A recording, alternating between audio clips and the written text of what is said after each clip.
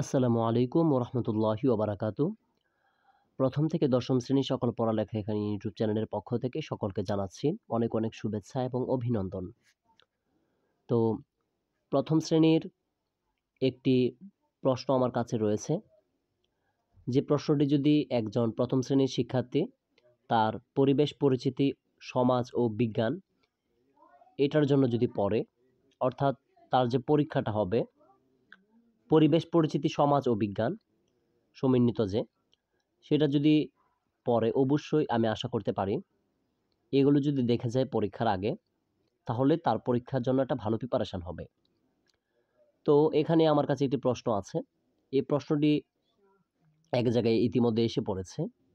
তো এইগুলো থেকে যদি আপনার সন্তানকে আপনি এইগুলো অনুযায়ী যদি প্রিপারেশনটা নেওয়ান বা এই প্রশ্নটা থেকে যদি স্ক্রিনশট মেরে রেখে দিতে পারেন, তো এখান থেকে ইনশাল্লাহ আমি আশা করতে পারি যে আপনার সন্তান পরীক্ষায় কমন পাবে। কারণ প্রত্যেকটা প্রতিষ্ঠানেই যেগুলো ইম্পর্টেন্ট সেগুলো প্রশ্নই কিন্তু তারা তৈরি করে বা সেগুলোই কিন্তু দেয়। ঠিক আছে? তো আমরা দেখি এখানে আপনার সন্তানের পরীক্ষা থাকবে মোট পূর্ণমান থাকবে ৫০ নাম্বারের। ৫ টির মধ্যে প্রত্যেকটা নাম্বার থাকবে ১০ নাম্বার করে এবং সময় থাকবে কিন্তু ২ ঘন্টা। বিশাল সময়। যেহেতু ছোট বাচ্চা তারা তো কিছু বুঝে না, যে কারণে কিন্তু তাদেরকে এত সময় দেওয়া হয়েছে। তো আমরা যদি একটু দেখি, বিশেষ দ্রষ্টব্য ডান পাশে উল্লিখিত সংখ্যা প্রশ্নের পূর্ণ মান জ্ঞাপক। নিচের প্রশ্নগুলোর উত্তর দাও। ভালো করে বুঝবেন, যারা গার্জিয়ান আছেন তাদের উদ্দেশ্যে আমি বলছি। যেহেতু এটা প্রথম শ্রেণীর প্রশ্ন, ছাত্রদেরকে বা শিক্ষার্থীদেরকে বললে কিছুই তারা বুঝবে না। এগুলো আপনাদেরকে অবশ্যই বোঝাতে হবে আপনার সন্তানকে। তো যেহেতু ৫০ নাম্বারের পরীক্ষা, পরিবেশ পরিচিতি, সমাজ ও বিজ্ঞান, তো এটার ক্ষেত্রে ১ নাম্বারে এসেছে বাংলাদেশের রাজধানীর নাম কি? তো আমি উত্তরটা সহজে বলেও দিচ্ছি। বাংলাদেশের রাজধানীর নাম কি?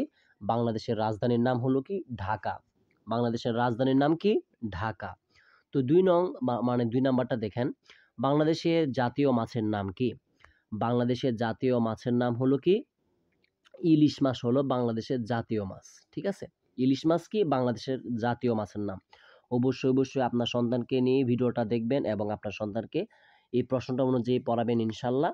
আপনার সন্তান পরীক্ষায় একটা ভালো ফলাফল আনতে পারবে আপনাদের জন্য। তো ৩ নম্বরে দেখেন, ৫ টি ফলের নাম বলো। তো ৫ টি যেকোনো ফল হতে পারে। আপনি আপনার সন্তানকে শিখাবেন। সহজগুলো শেখানোর চেষ্টা করবেন যাতে করে সে পরীক্ষায় ভালোভাবে আনসার করতে পারে। যেমন ৫ টি ফলের মধ্যে যদি আমরা লক্ষ্য করি, রয়েছে আম, জাম, কাঁঠাল, লিচু, কমলা। ঠিক আছে না? এভাবে সহজ যে ফলগুলো রয়েছে সে সহজে বলতে পারবে, সেগুলো তাকে শিখাবেন। তারপরে দেখেন ৪ নাম্বার, রান্না করা ৫ টি খাবারের নাম বলো। তো রান্না করা ৫ টি খাবার, যেগুলো সহজ খাবার রান্নাগুলো রয়েছে, আপনারা অবশ্যই আমার থেকেও ভালো বলতে পারবেন।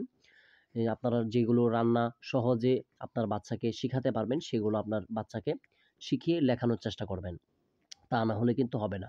তো ৫ নাম্বারে দেখেন, খাবার খাওয়ার আগে কি করতে হয়? খাবার খাওয়ার আগে কি করতে হয়? ঠিক আছে?